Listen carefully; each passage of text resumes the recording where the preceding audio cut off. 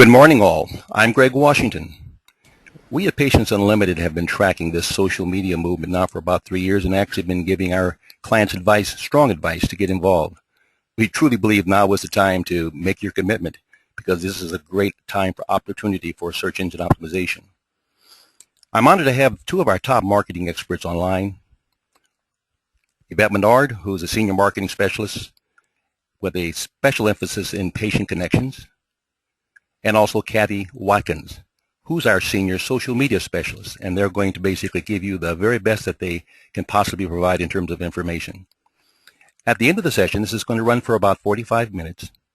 We will take questions and we'll respond to those. I'll be your moderator. If you notice on your control panel to the right, there's a little box that says questions. You can enter your questions as the presentation is being made, and so as not to get bound up with any one question. We're going to answer each and every one that comes in at the end of the actual session. Good morning, Yvette. Well, thank you so much, Greg, and welcome to everyone that's on the line today. We appreciate your time.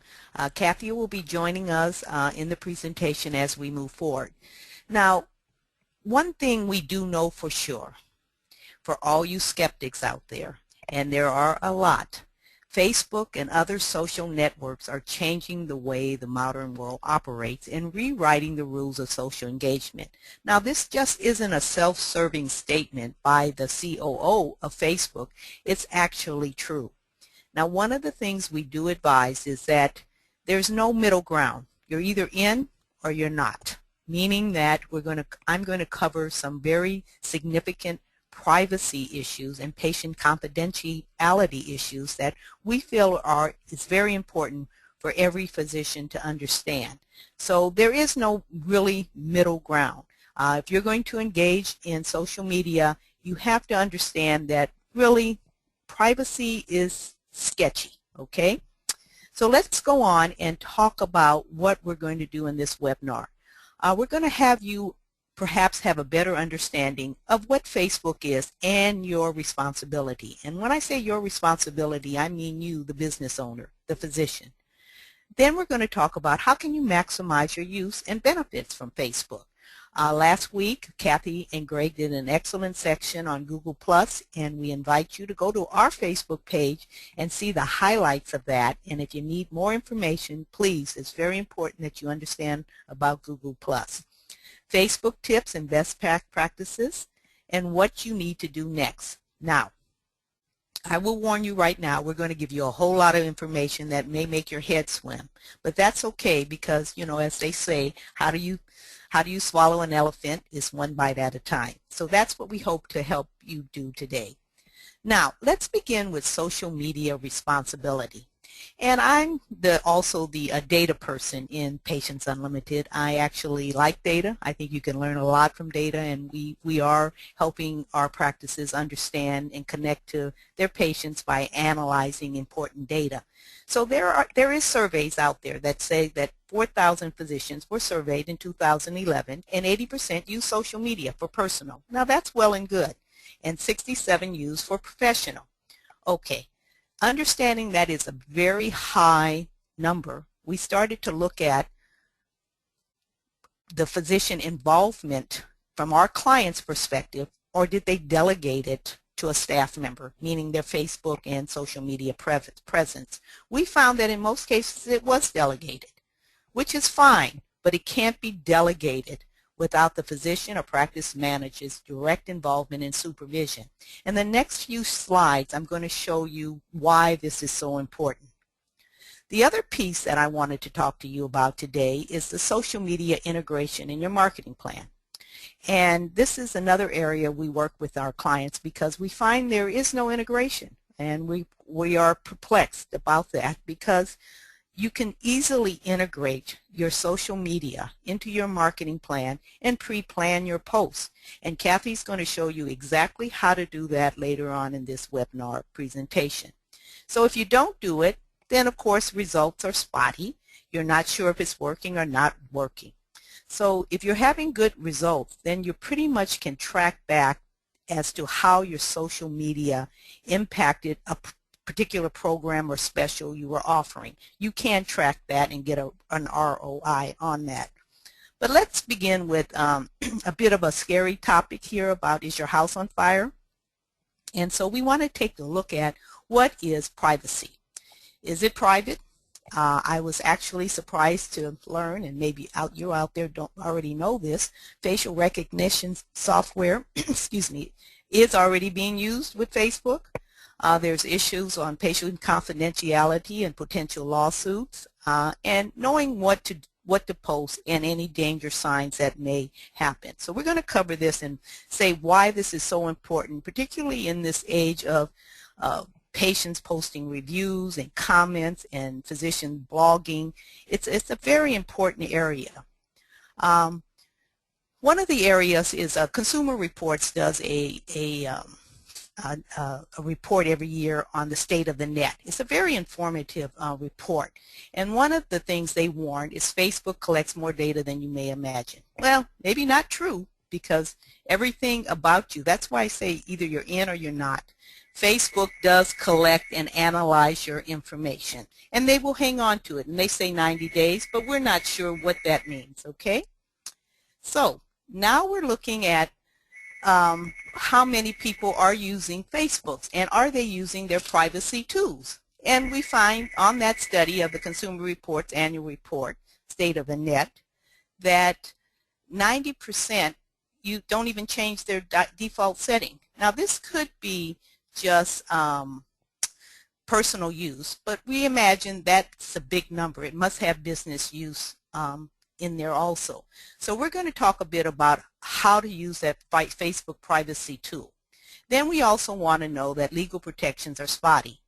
In fact, I found a study from the state board, Federation of State Medical Boards, 92% indicated that there were violations of online professionalism, which means that you could perhaps be sanctioned as a physician for some sort of violation of blogging. There was another study that was done that showed that 17% of a physician's blogging information on social media, there was enough information so that the patient could be identified. 17%. Now that's a scary number. And what's even more frightening about this is, if you haven't taken a look at your health grades, comments and reviews and profiles, I encourage you to do that, because they have changed it now so that you can see sanctions. Sanctions of physicians are right there. You click on a PDF and you see the letter from the state board. I encourage you to look at that and take charge of your privacy, your social media, and your ratings and reviews. It's a very important area for all our physicians online, and for the staff, I encourage you to go back and share this with your physician owners. So some of the top privacy concern is oversharing, underuse of privacy concerns, oversharing of data by apps, third-party apps, and Kathy will talk a bit about that. And again, now, this interesting thing on cyberbullying or harassment. And state boards can discipline MDs for online derogatory remarks regarding a patient. Now, perhaps you have heard us say that Patients Unlimited and other experts in the area of patient commenting and what you can do in review sites, and we say never engage the patient online. It ramps them up, and now we can, the patient could go to the board, and you know, you just don't want to get into that. It's just not necessary. Dr. Adam Summers, who's the physician owner and developer of Patient Approved, says, and his comment is supported by other data, that if you have 100% glowing reviews from patients, people look at it with a little skepticism, because no one can be 100% perfect. So if there's a review out there that really isn't true about you, don't worry about it so much, because you can balance it out with over 90% of nice, good things that are being said about you. Now that's the subject of another webinar, which we also have online, and we advise you to go to pumc.com to check that out. But the bottom line of this is, privacy is a big concern. Now on this business with apps, if you've gotten involved with using the new feature of apps on Facebook, pay attention to the third bullet, which is that a friend, someone who has friended you, and admittedly you don't know everybody that's a part of your Facebook fans, could have an app and it could be transferred to a third party without your knowledge. This is a new area, so I'm just advising a little caution right now, and stay tuned for use of apps. Practice managers, just make sure your social media staff member doesn't get to playing around with these apps without your knowledge. Particularly if you've moved to a mobile website, this is all new grounds for everyone. Now here's a good one. Here is about photos. Tag suggests Facebook uses facial recognition technology, and it can then tie that to a face to a specific username. In fact, we have an example of that. Kathy, would you care to share what happened when you set up your Google Plus page? Sure, Yvette. I have my picture on Facebook, and I have tagged it on Facebook as well as other people have tagged it on Facebook. I set up a Google Plus page, and immediately it connected that, because I hadn't put a profile picture in, that was Kathy Watkins. So it was almost immediate that it could scan the internet and put my picture up there.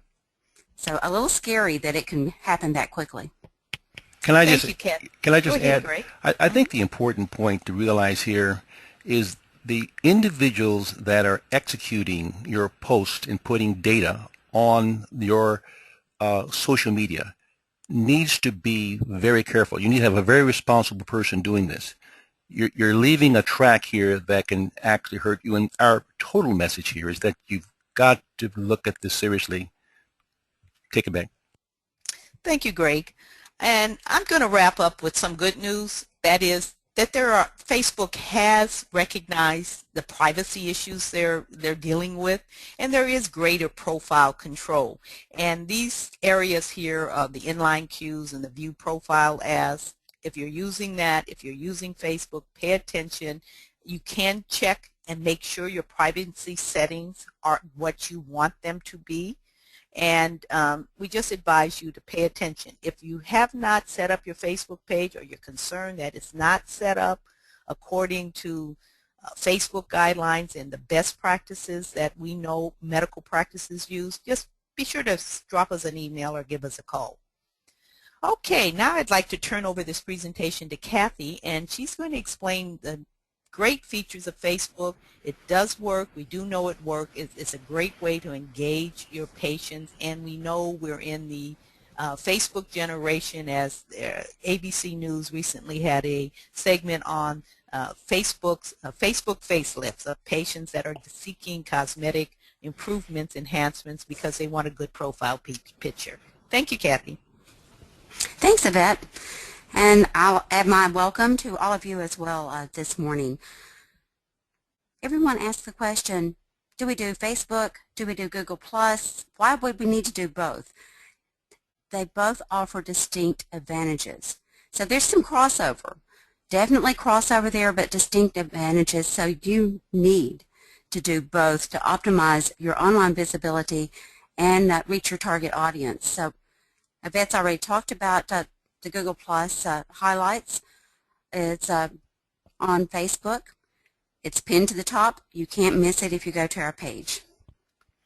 So let's look at some statistics for Facebook for just a moment. Why would people want to use Facebook and use Google Plus? And we talked last week about Google Plus and the search engine optimization. If we look at the time spent by the average social networker, 405 minutes on Facebook. So absolutely, that per month, I mean, you're looking 6 to 7 hours a month that people are on Facebook. It gets your brand out there, so it's adding your brand awareness. Done correctly, you can start the engagement and connecting with people, particularly when you're looking for the local area. So that's a reason why that you definitely want to be there. With 1 billion users and still growing, you can't afford not to be.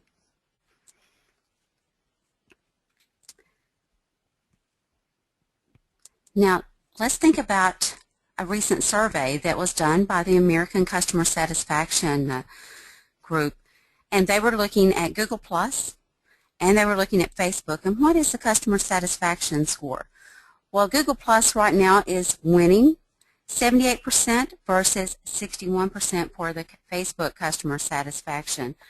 Now, why is that? They're definitely both competing in market penetration and the customer experience. Google Plus is gradually adding things so that it makes it easier for people to work with, but they're not there all the time. Facebook is also coming right along and adding different things, but it's a huge change for the Facebook users. So it makes sense that, you know, the customer satisfaction score is a little bit lower right now because everything's changing. I went back and started looking the other day for both Facebook and Google Plus. There have been significant changes almost every single month this year. So I'm expecting them sometime in the next 3 to 4 days that we'll have some more changes going on, just enhancements on a regular basis. So it's very difficult to keep up with them, especially if you're doing anything else besides keeping up with social media.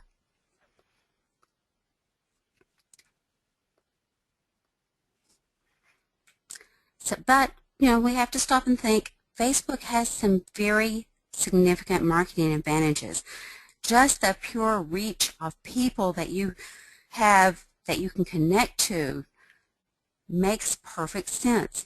And then the pages are already optimized for your business, so you can use you know, your colors, your logo, your images, all of that in the cover photo.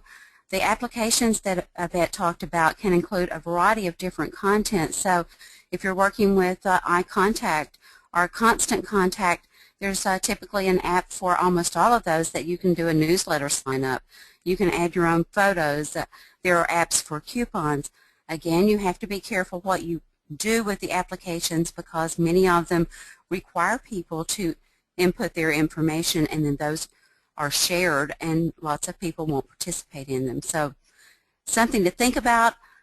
Definitely applications are things that you can do, but you also have to, you know, take a conservative approach and look to see what's going to work for your patients, because you don't want to all of a sudden start sending them scam, you know, Facebook messages. People don't like that. You can also boost your SEO by using the keywords to show up in the search engine. So using those in post, you use them in your about section and your descriptions. You tag your photos.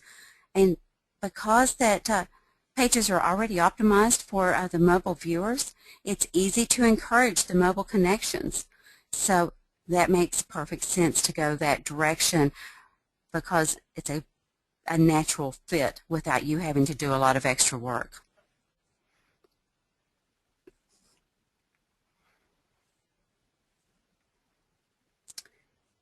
Now let's think about some of the Facebook essentials that are out there right now.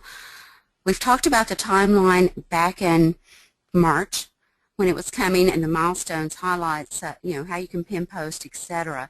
We're going to go over that again because it was so new and so many people aren't doing it that we're going to hit those quickly again because I think it's important that you understand your timeline. Then there's some new features there that you'll definitely want to take advantage of, the locations, the promoted posts, the scheduled posts, and then mobile connections and the Google Plus upgrades and Facebook upgrades that are always happening. So want to take a quick look at all of these so that you'll be familiar with them. Your Facebook timeline. Again, a cover photo. It has your brand, your logo, your colors. You can't do better than that for brand awareness. So fabulous for that. Make sure you have your business contact information in there. Does it show when you're open? Does it show your phone number so that they don't have to click another time to try to find that? And then your applications and your photos.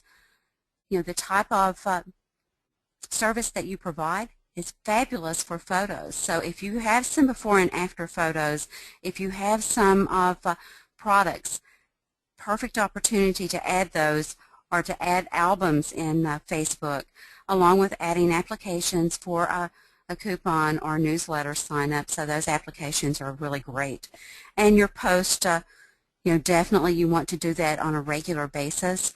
doing it once a week, you're just not going to go anywhere. So if you're not out there pushing and saying, okay, we want you to join our Facebook page, and how do you get people to join your Facebook page? You've got to talk to them about it. You've got to ask them. So it's important to do that. Some people are going to find it on their own, but not everyone. And we'll go over that a little bit later. And then milestones, very, very important. So the next page actually is going to cover the milestones. And why is it so important? If you don't have your opening date, the date that your practice or the date that your Medi-Spa was open, you can't use some of Facebook's features, so it's going to automatically ask for that. But milestones in themselves are just fabulous for building expertise. You share when you started a new product or a new service, when you got a key employee came to your practice. It tells the story. So very, very important to do that, because then when people look back, it's like, oh, they haven't been doing eyelid surgery but 2 years, versus they have 15 years experience, and here are some comments about how people have felt about that. So absolutely imperative to try to get those milestones in.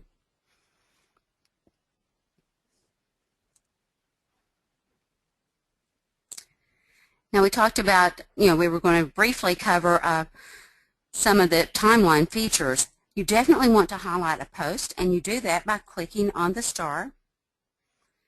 And so that lets you highlight, and it's going to span the page until you remove that highlight. So just do a regular post and pop it up there. Very, very important to try to do. We also want to pin post to the top. And when we pin the post to the top, you can click on the pencil and you can tell it pinned to the top. This is a picture of ours on PUMC, our Facebook post about the Google presentation. It's pinned to the top, and it's going to stay at the top until you go back and you remove that. So everything else is going to go below that. So you don't want to leave something pinned to the top for a long time, but for a week or so, if you have an event, perfect timing on it.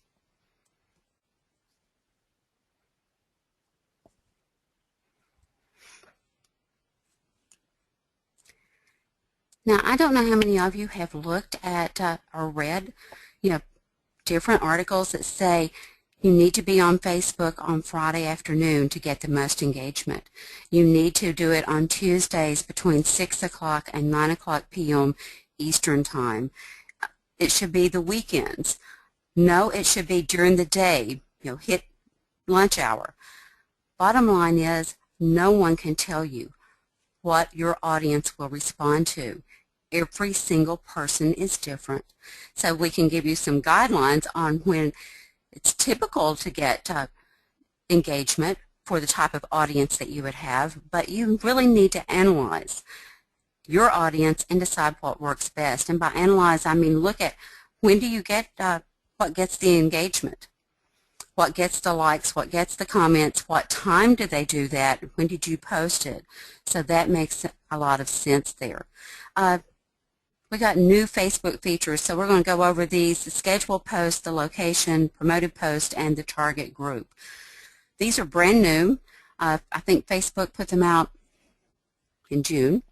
So scheduled post, it's great because you don't have to have a third party like Hootsuite or something posting for you, but you can now do it yourself. It's a little bit cumbersome because you have to put the year, the month, the day, the hour in, individually, but it works well. And one thing about it, you have to have the date your business opened. Location, easy to do. You just click the button and add where you are. But that's great if you're doing a trade show, if you're at an event, if you are doing something at your location and you want to share that, if you're doing a seminar. So location is a great way to advertise, that you're there now and that you have been there. And then we get into the promoted post, and I'm not sure how much that you're familiar with, or if you have noticed that when you do a Facebook post, you typically only reach 16 to 23% of your audience for each one. That depends on who's online at the time, who happens to see it, how many friends do they have, etc. but you have the organic versus the viral post. And this makes the big difference because organic is just out of that 16 to 23%, how many people did you get? The viral adds to that number because it's the people that see it when you have someone that clicks a like, when you have someone that comments, when you have someone that shares. So that's the kind of thing you want to get because the viral pushes it much, much further than you can do it yourself. But you also have the opportunity to schedule a post. So just by clicking the button and say, okay, you can start at $5 and you can reach 1,100 more people. Now, when would you want to do this? Probably if you were having a special or if you were having an event and you wanted to reach more people. You do need to have 100 fans before you have the option. But once you have that, then you can add more money to reach more people. But again, most of the time you'll only be doing like $5, and if you did that once a month, it's a great deal. Now let's look at, you can also do advertising in Facebook. So you can have a sponsored ad that shows up on the right side, or you can do a promoted post. And a survey that someone recently did actually shows that you get better reach and less cost and more action out of the promoted post than you do the sponsored ad. And I think, we've said all along that definitely you can do advertising for building up your likes, but you don't get any real sales conversion most of the time. So this tells you, okay, now we're reaching out to people who know us, so definitely you're going to get more clicks, more action.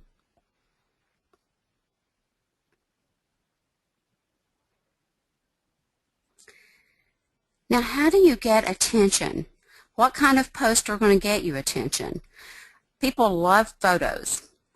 Really great photos. They like funny photos. They like cartoon sayings, quotes, things like that people really like. The fill in the blank, the questions. Make sure you phrase a question there. Tips about better ways to do things. Contest, specials. They like all of this kind of information, so they're going to engage in that. So it's not a selling tool.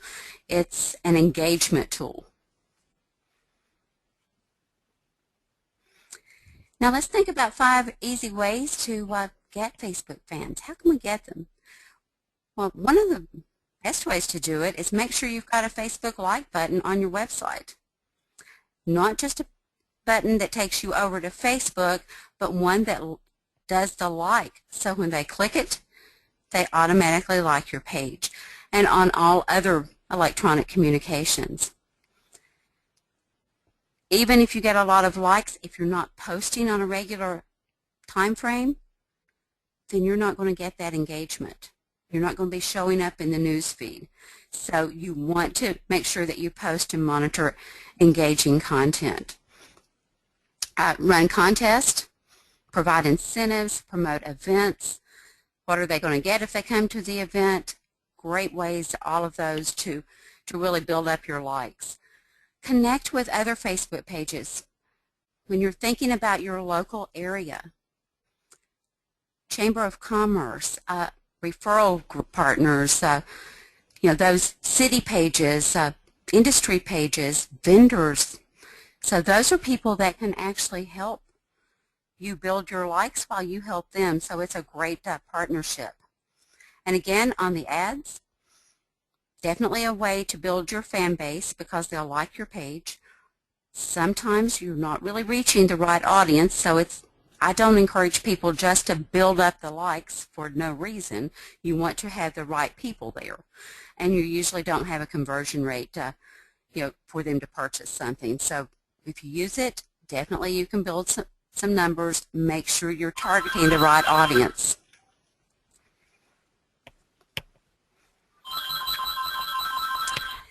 And let's look at this particular one quickly. Facebook as a patient resource. This is actually a gynecologist, and he is also does a lot of wellness there. So it makes perfect sense, but he is involved. What he's been doing is creating a notes page with a lot of resources so that he can tell people to go to that page to like them, to like the page, and to get that information. Those things that you hand out. So looking a little closer at this page on the next one, those notes can include links to books where you can purchase books, links to helpful websites, different types of diets, supplements by age. What does he recommend? So it kind of replaces that the paper resources. So very, very important when you think about that, and he's really building the likes by doing that. So let's just kind of look at how do we build a relationship and dialogue. Definitely we want to show the professional side with industry news, success stories, articles, links to websites, all of that stuff that is brand new, new products, new reviews on new products. So you build that rapport by, if someone comments or they ask a question, then you comment. You comment on local articles. You use a business page, not a personal profile, because that's one of Facebook's rules. You really need to have a business page. And it makes perfect sense because the business pages show up in search engine results. A personal page may not. So very important to think about that direction. We've already talked about some of these don'ts. Don't do direct selling. People don't want, come see me today, come see me, come see me, come see me. They don't want to be sold to all the time. They want the information so that they can see the images, they can find it if they want it, they can use it as a resource, they use it to learn, they use it to interact. So you want to make sure that you're doing that. Now that doesn't mean you don't put a special out. People like seeing specials. So we definitely want to do that. Don't post what isn't relevant to your business or your patients. Very, very important there. And then keep your opinions to yourself. Don't start political conversations on your business page. Don't allow your employees to start business conversations on your page. You want to keep those opinions to yourself. A business page is not where you want to air those.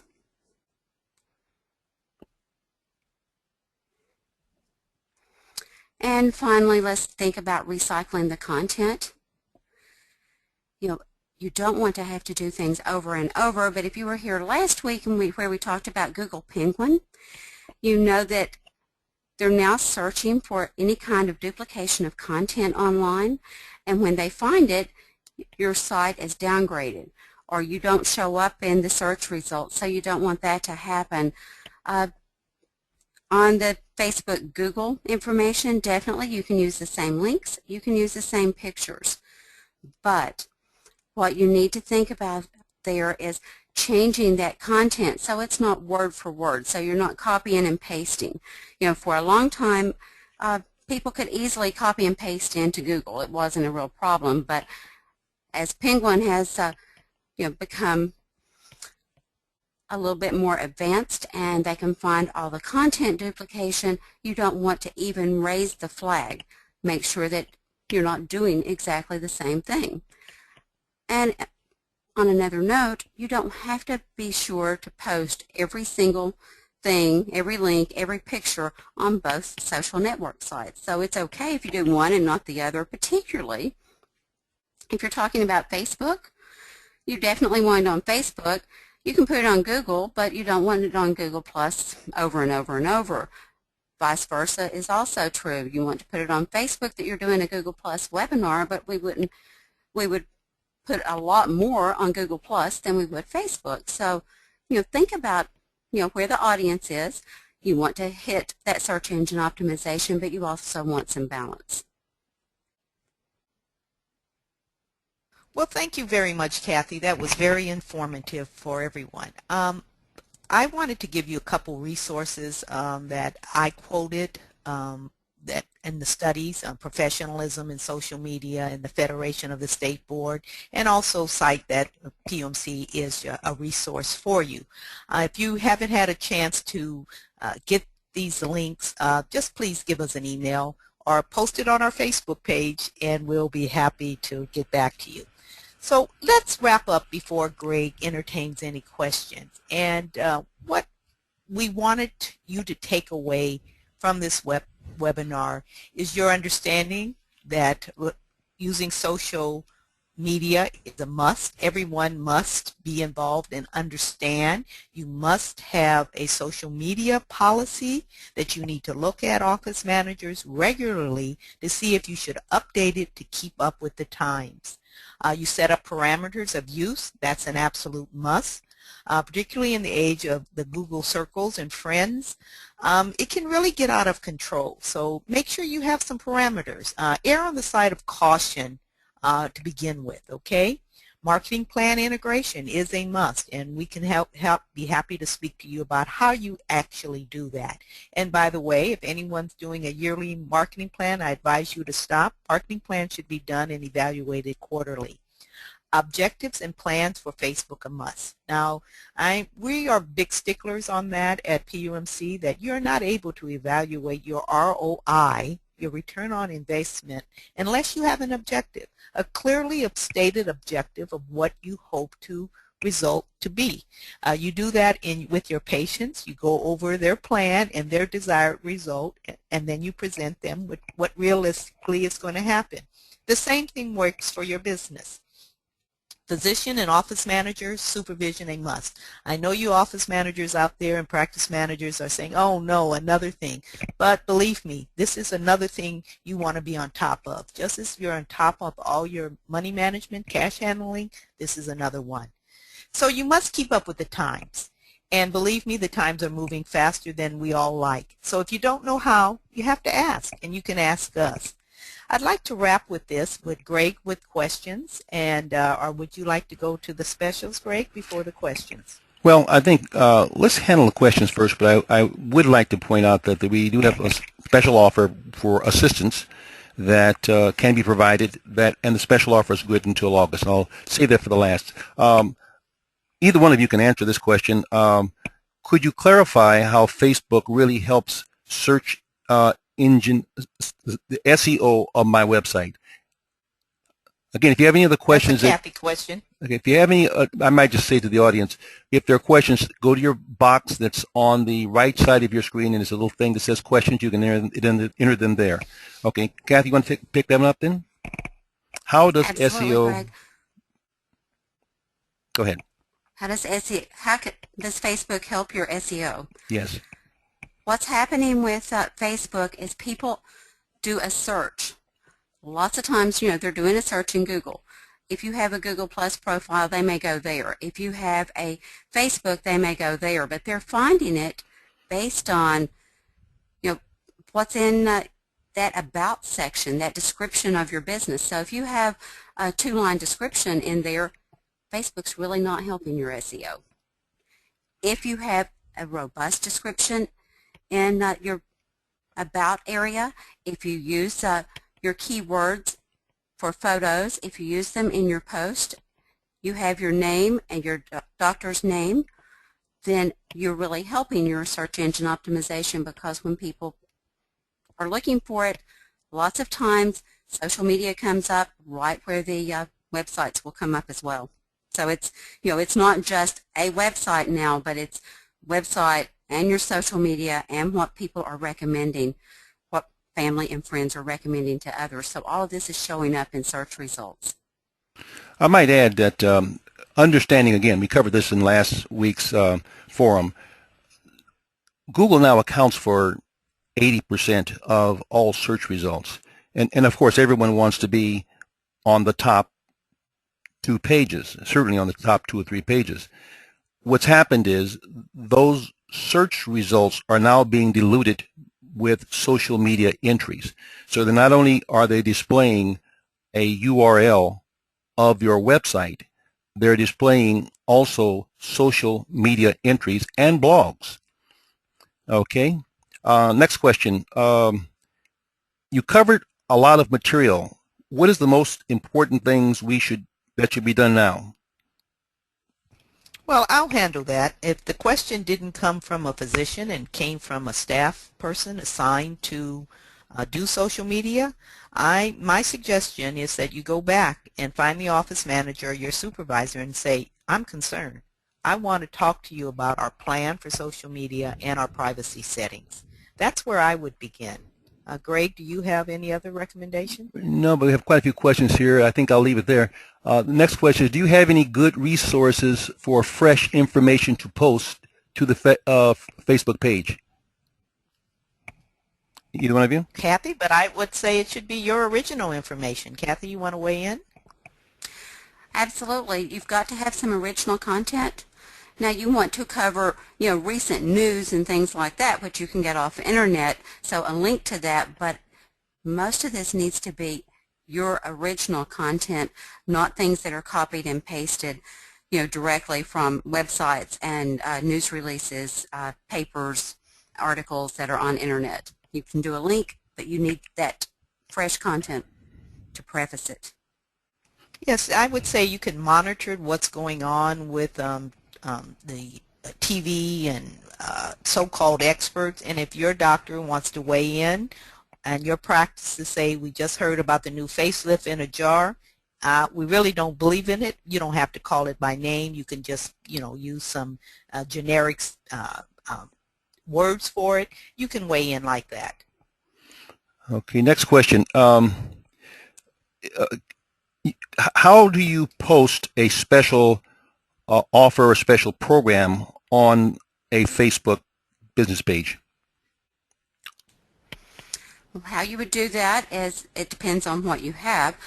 I would think that you would have some type of a picture that goes with it, whether it's a product picture, an event picture, a picture of the location, or whatever. You can do that as a post and then connect the picture. If you have it on your website, you can do it as a post and have the link there. You can also do it as an event and put the picture in, put the time in, and it goes to all of your audience. That would be one that, you may want to promote that post by, paying $5 to push it out to more people to see. But I would definitely try to have something on my website so that I could send people back there, because that's just going to help your backlinks to your website and help people know where it is and what is available there. Next question. How much should be budgeted for paid post, and what is the difference between a paid post and a regular post? I guess they're asking, did you understand that question? How much should be budgeted for a paid post, and what is the difference between a paid post and a regular post? A regular post is anything that you put on Facebook, any type of picture, any type of comment. That's what you're doing as a regular post. If you wanted to pay for it, you would have to click the link on the post at the bottom right side that would tell you how much it would cost to reach a specified number of people. So the example that we have was it was going to cost $5 to reach 1,100 people. That was about twice the number of fans that they have on that particular page. So you would be looking at friends or fans on your page and friends of fans. So you can't really decide how much that you want to budget until you determine for your individual page how much would it cost and how far do you want to reach. And then we would have, you could back it into, okay, now we can do a budget. And I would remind everyone that you do have to have 100 fans before, or friends before you can use that feature. Correct, Kathy? That is correct. Okay, that ties into the next question. What is the difference between likes and fans? Or I guess, is there a difference? I guess is the question. There is no difference. We still call them fans a lot because that's what Facebook started out with, but they have actually moved over to likes, and likes are the number of people that you have who like your page. So the number of fans that you have. Either term can be used interchangeably.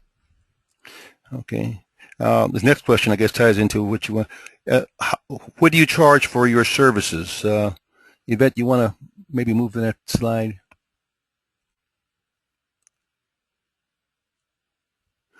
Okay, what we're doing for those of you that feel you might need some help to be sure you get it right the first time, we will basically, if your Facebook business page is not set up, we'll set it up for you for the fee that you see posted. This is a one-time special through the first of next month.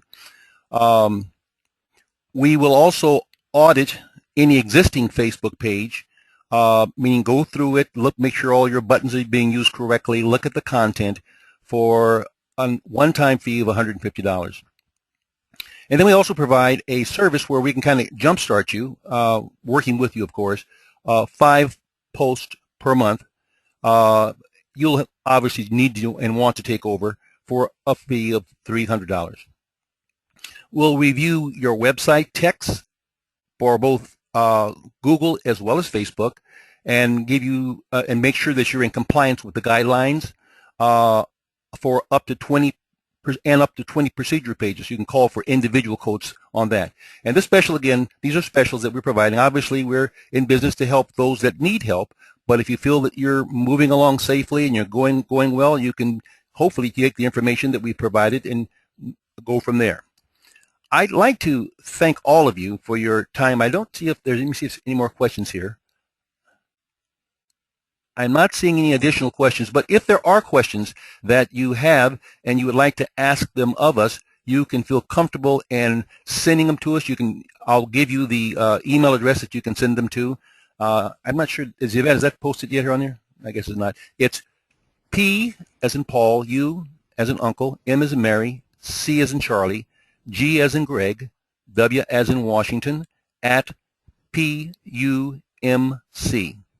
And of course, you can go to our website, which is at the bottom, and you can use any of the contact boxes to contact us. Or, again, you can contact us through our Facebook page, which, again, is also at the bottom of the presentation. Well, I'd like to thank all of you for the time and your attention at this particular presentation, and we hope to be in contact with a few of you afterwards. Have a great day. Yes, thank you, and thank you for joining us. Thank you. Have a great day.